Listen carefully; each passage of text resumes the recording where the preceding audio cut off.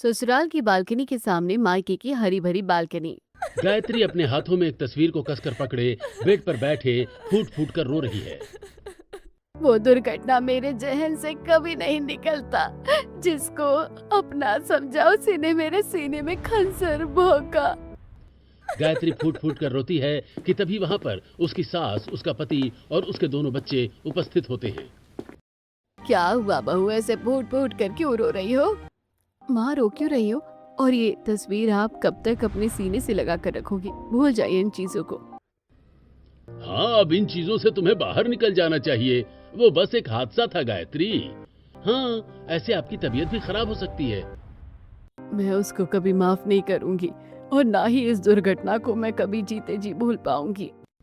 गायत्री की आंखों के आंसू आपकी तरह हमें भी बेचैन कर रहे हैं। लेकिन सभी लोग कैसी साजिश और कौन से हादसे की बात कर रहे हैं, आइए जानने के लिए कहानी में थोड़ा पीछे चलते हैं। गायत्री अपने हाथों में पूजा की थाली लिए सड़क पर चल रही है।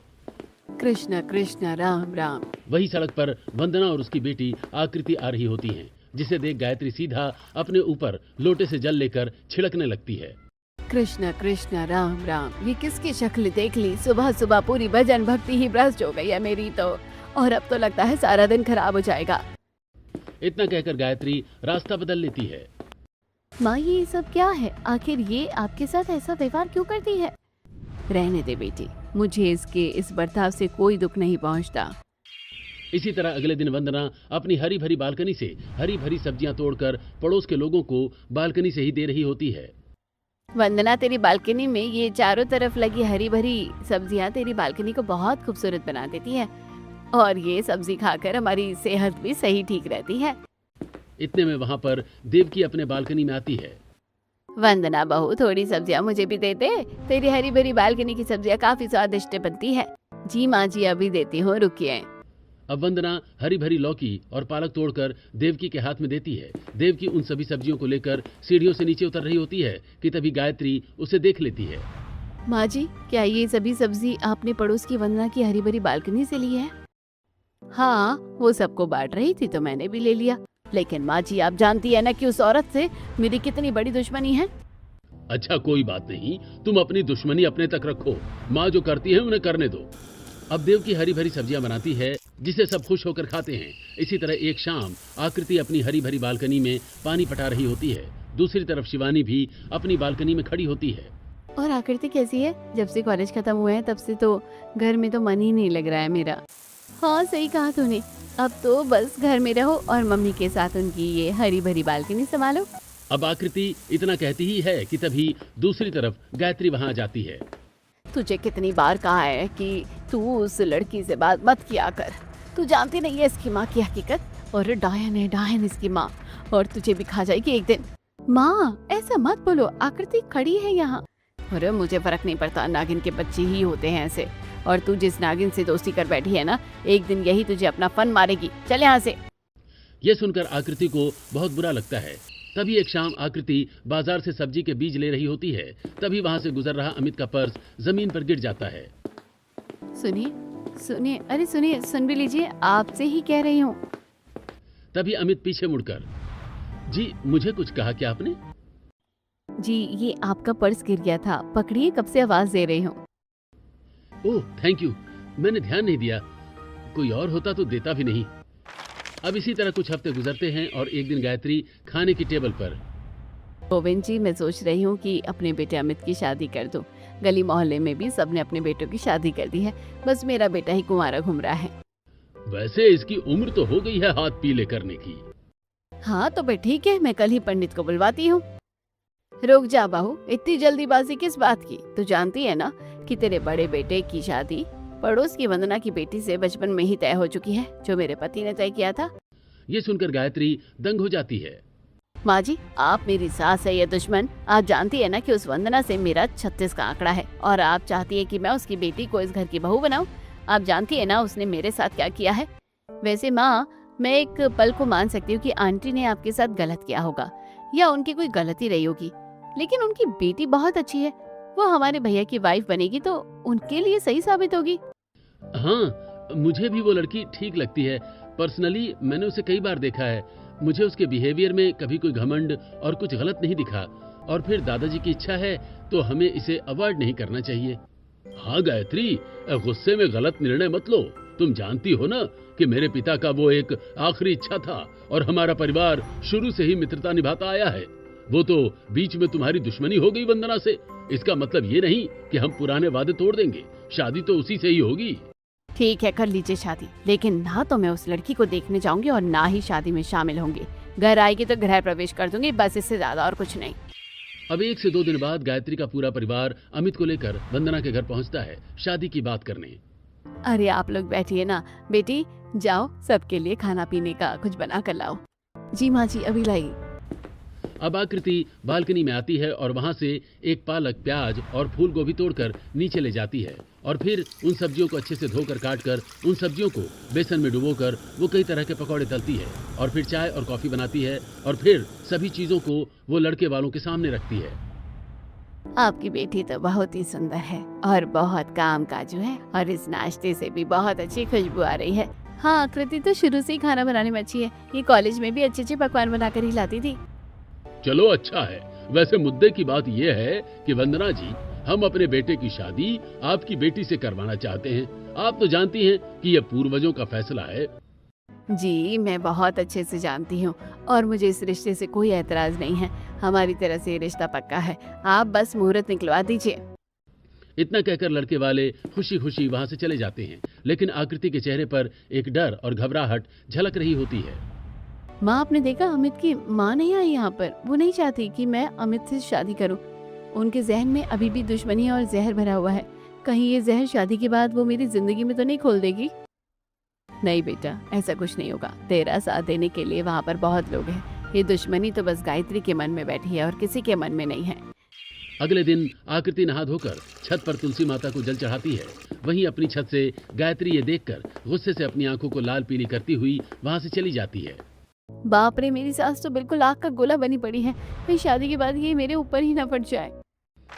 अब इसी तरह कुछ हफ्ते गुजरते हैं और पूरे धूमधाम के साथ आकृति की शादी अमित से होती है और वो शादी करके अपने ससुराल आती है। वहीं जहन में नफरत, चेहरे पर गुस्सा लिए गायत्री अपनी बहू का गृह प्रवेश करवाती है।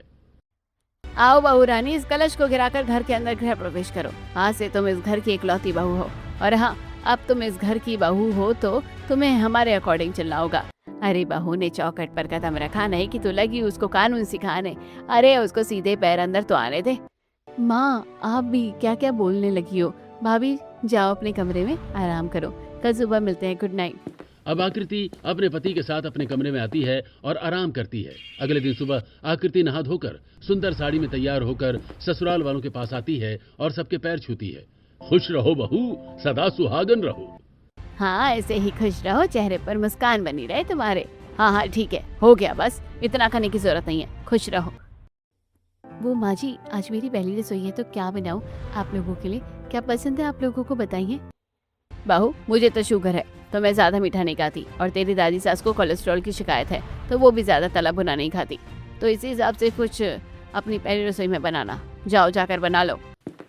अब आकृति रसोई में आती है, जूठे बर्तन धोती है और फिर सब्जियां फ्रिज से निकालने जाती है। अरे ये क्या, फ्रिज में तो एक भी सब्जी ताज़ा नहीं है। ऐसी सूखी सब्जियों में से मैं अपनी पहली रसोई कैसे बना सकती हूँ? मैंने सोचा था दादी सास को कोलेस्ट्रॉल की प्रॉब्लम है तो मैं उनके लिए लौकी की सब्जी बनाऊंगी और सासू माँ के लिए ताज़ी सब्जियों से मिक्स वेज बनाऊंगी, लेकिन यहाँ तो कुछ भी नहीं है। एक काम करती हूँ, मेरा मायका तो मेरे ससुराल के सामने ही है। अपने ससुराल की बालकनी में जाकर अपने मायके की हरी भरी बालकनी से कुछ ताज़ी सब्जी ले आती हूँ। अब कपड़े की बाल्टी लेकर आकृति बालकनी की तरफ जा रही होती है। बहू, तू खाना बनाने गई थी, बालकनी में क्या करने जा रही है? जी, वो कपड़े सुखाने जा रही हूँ। गर्मी बहुत ज्यादा है ना, अगर ये ऐसे ही पड़े रहे तो इनमें बदबू आ जाएगी। ठीक है, जल्दी कर, सबको बहुत भूख लग रही है। अब आकृति बालकनी में आती है और तेज तेज खांसने लगती है, जिसकी आवाज सुनकर फौरन उसकी माँ बालकनी में आती है। अरे तू यहाँ क्या कर रही है और खांस क्यों रही है? तबीयत तो ठीक है तेरी? हाँ हाँ माँ, सब ठीक है। आप मेरी बात सुनो, मुझे जरा अपनी हरी भरी बालकनी से कुछ सब्जियाँ दे दो।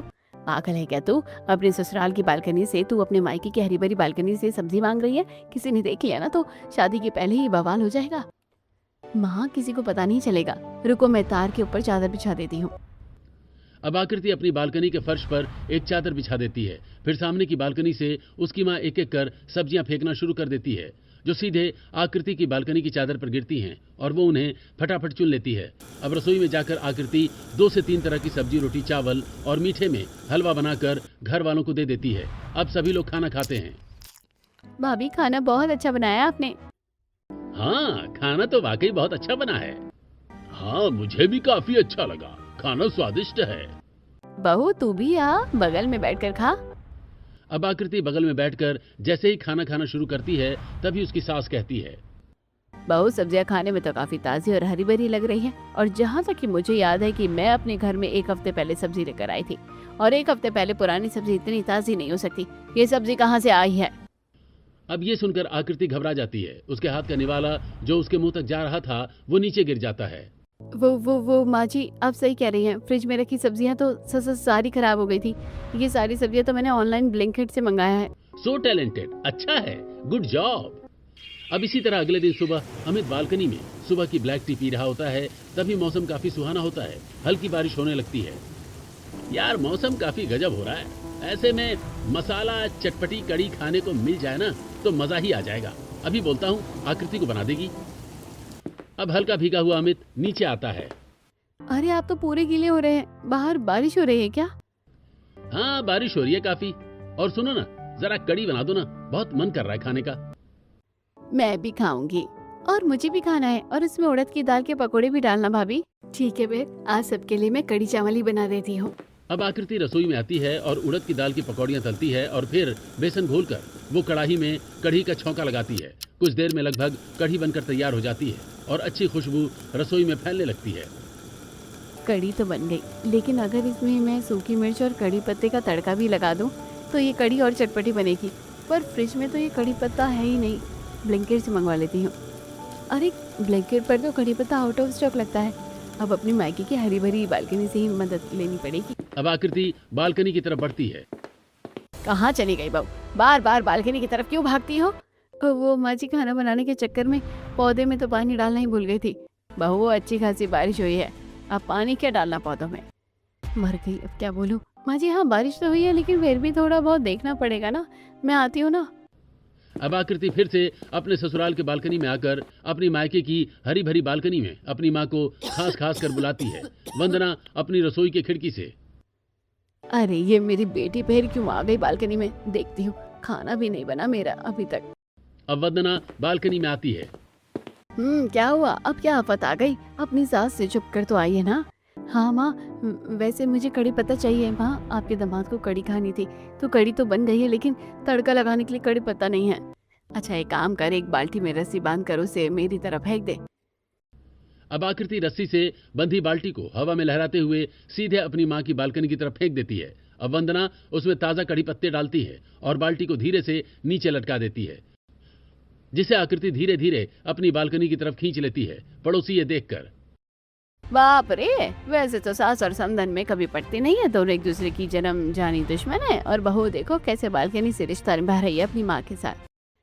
सही कहा, बेचारी फंस गई है इस घर में बहू बनके, खुलकर अपनी माँ से बात भी नहीं कर पाती है। अब कड़ी में तड़का लगाकर आकृति सबको कड़ी खाने को देती है। सभी लोग कड़ी खाते हैं और कड़ी की बहुत तारीफ करते हैं। इसी तरह एक दिन घर के सभी लोग खाना खाकर सो रहे होते हैं। रात के 11 बज रहे होते हैं कि तभी घर के मेन दरवाजे पर ठक ठक होती है। गायत्री नींद में दरवाजा खोलने आती है। अरे दीदी, आप यहाँ इतनी रात को? सब ठीक तो है ना? हाँ हाँ सब ठीक है, अपनी ससुराल आई थी तो सोचा तुमसे मिलती चलो। हाँ सही कहा, वैसे रात को तुम्हारी नींद खराब कर दी क्या मैंने? हाँ लग तो यही रहा है कि सबकी नींद खराब हो गई है। नहीं नहीं ऐसा कुछ नहीं है, अभी सब सोने ही गए थे, अभी मैं बहू को उठा देती हूँ। अब सभी लोग अंदर आकर बैठते हैं। बहू जरा उठकर नीचे तो आओ, मेहमान आए हैं। अब सास की आवाज सुनकर अकबका के साड़ी ठीक करते हुए आकृति नीचे आती है और सबको प्रणाम करती है। खुश रहो बहू, नींद खराब कर दी तुम्हारी हमने। अरे नहीं नहीं, आप लोग बैठिए ना, मैं कुछ बना कर लेकर आती हूँ। वैसे क्या पसंद करेंगे आप लोग?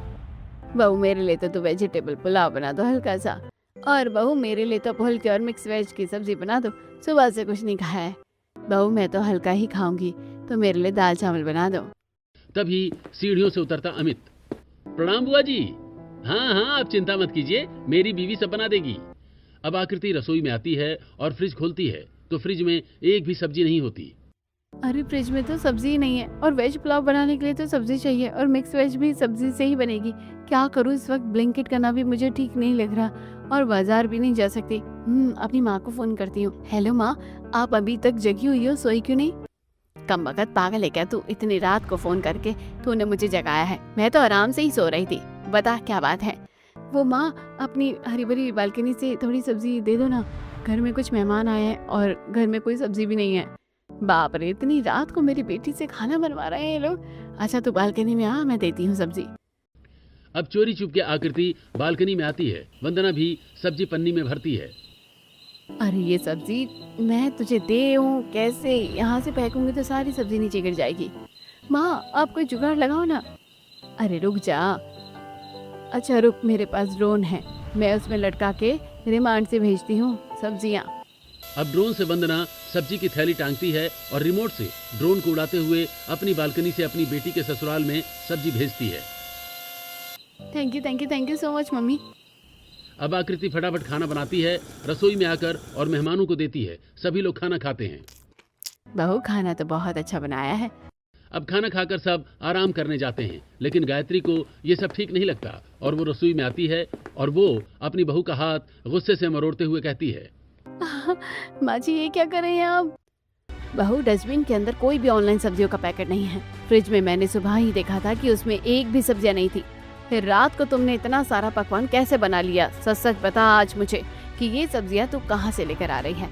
उस दिन कढ़ी में भी कुछ अलग स्वाद था और पहले रसोई के खाने में भी एक अलग ताजगी थी। बताती है या उठाऊं कोई कड़ा कदम? माँ जी मेरा हाथ छोड़िए, मुझे बहुत दर्द हो रहा है, मैं बताती हूँ। इतने में वहां पर अमित और देवकी भी आ जाते हैं और वो ये दृश्य देख लेते हैं। हाँ माँ जी, वो दरअसल आप ठीक कह रही हैं। आपको जितनी बार भी खाने में स्वाद अलग लगा है, मैंने उतनी बार वो सब्जी अपने मायके की हरी भरी बालकनी से ली है और आज का खाना भी मैंने अपने मायके की बालकनी से ही लाई हुई सब्जियों से बनाया है। तू जानती है ना कि मुझे तेरी माँ से कितनी नफरत है? तूने मुझे उसके घर का निवाला खिलाया। माँ, ये कैसी बात कर रही हो आप? अगर आकृति सही वक्त पर सब्जियां लेकर नहीं आती तो मेहमानों को क्या खिलाती वो? हाँ और छोड़ तू बहू का हाथ, उसने जो किया सही किया। तू क्या चाहती है, घर आए मेहमान भूखे पेट सोते रहे? बेशक से मेरे मेहमान भूखे पेट सो जाते, लेकिन मुझे उस जाहिल औरत के घर से कुछ नहीं लाना था। इतना कहकर गायत्री गुस्से में वहां से चली जाती है, लेकिन आकृति की आंखों से डब डब आंसू गिरने लगते हैं। दादी जी, आखिर मम्मी जी की ऐसी क्या दुश्मनी है मेरी माँ से जो वो उनसे इतनी नफरत करती है? क्या हुआ है उनके बीच? कुछ नहीं हुआ बहू, ये सब बातें तू जानकर क्या करेगी? जा तू आराम कर।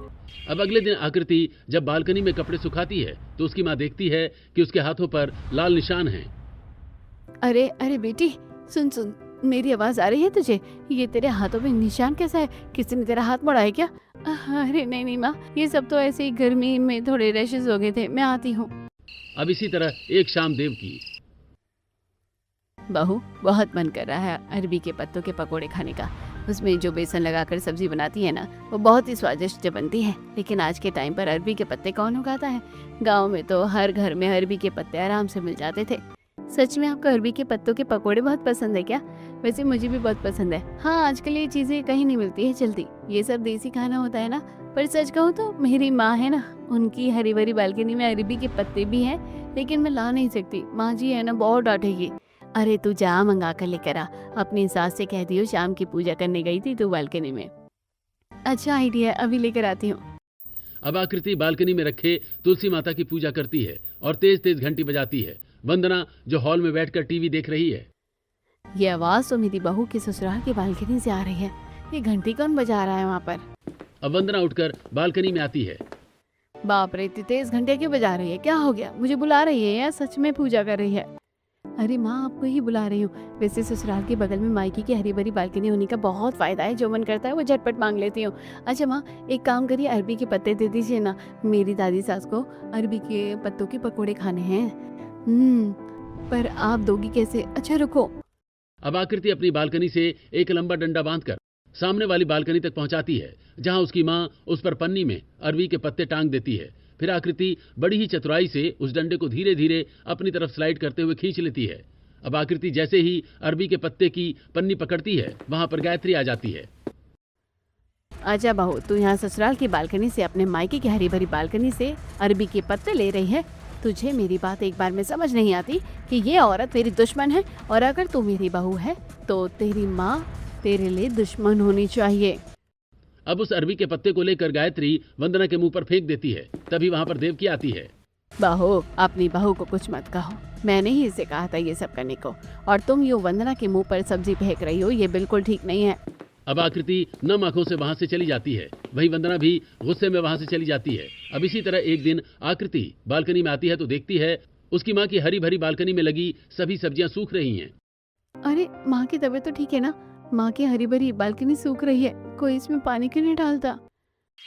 अब अगले दिन फिर आकृति बालकनी में आती है तो देखती है हरी भरी बालकनी पूरी तरह से सूखती जा रही है। अब आकृति बिना किसी से पूछे बालकनी में एक मोटर लगाती है और पाइप द्वारा पानी का फव्वारा अपने मायके के बालकनी में भेजती है और पानी पटाने लगती है। अब माँ को वहाँ जाकर देख तो नहीं सकती, कम से कम यहीं से उनके काम आसान कर देती हूँ।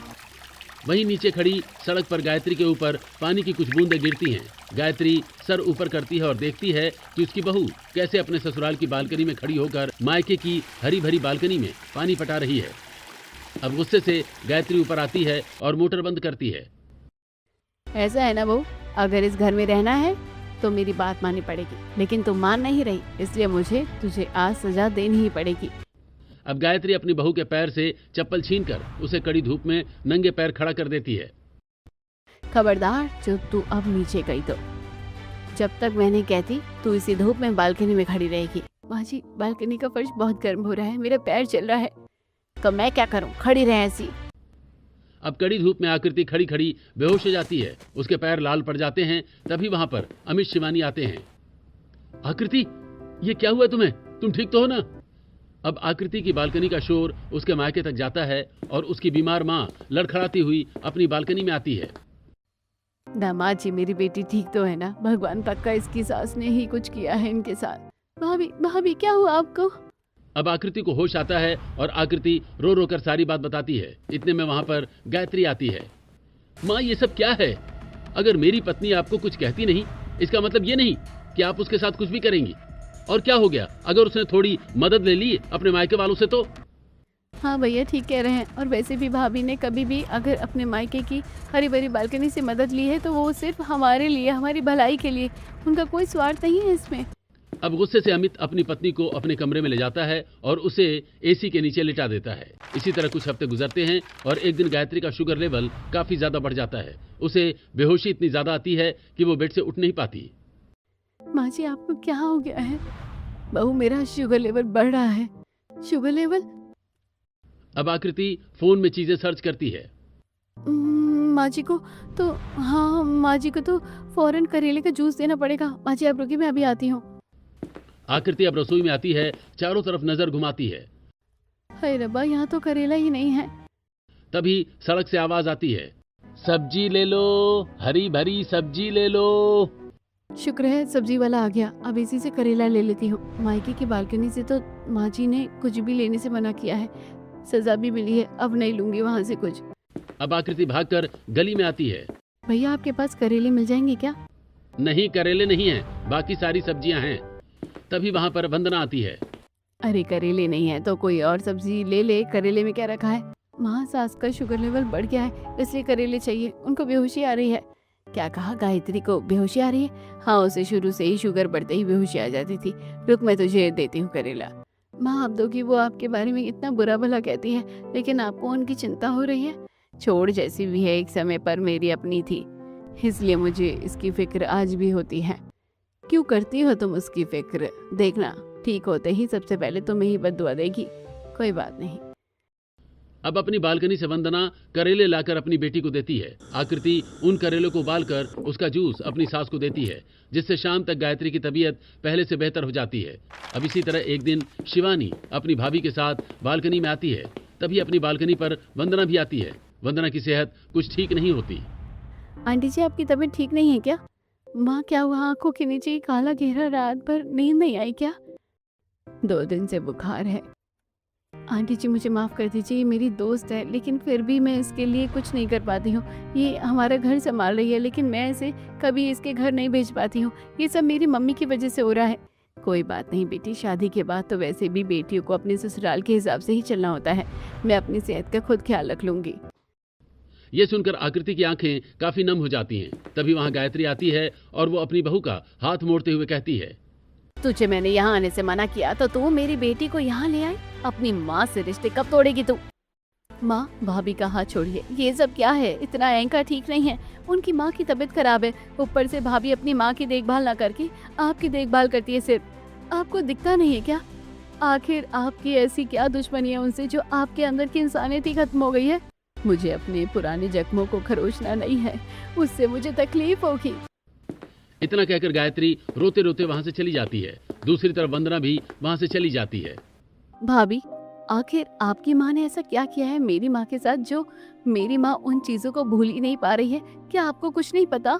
नहीं शिवानी, मैंने कई बार जाने की कोशिश की लेकिन मुझे कुछ नहीं पता चला आज तक।